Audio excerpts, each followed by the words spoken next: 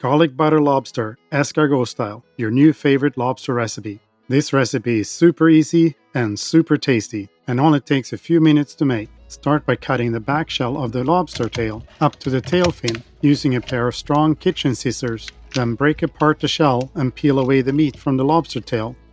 Completely separate the meat from the shell and the tail fin.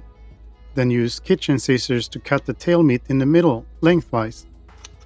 Then cut the two pieces in thirds, creating 6 equal pieces. Now add 1/3 of a minced garlic clove to each hole in the escargot dish. Then add a pinch of chopped fresh parsley to the same. Roll up the lobster pieces and place one in each hole. Roll them with the red meat facing up. Then mix 2 tablespoons of melted butter with a pinch of Old Bay seasoning and half a teaspoon lemon juice. Stir really well to combine all the ingredients. Then scoop a teaspoon of the butter sauce on top of each lobster piece. Make sure the butter covers all the lobster pieces. Then spread 2 tablespoons of shredded marbled cheddar cheese over them. Have you ever had lobster like this? Let us know in the comments.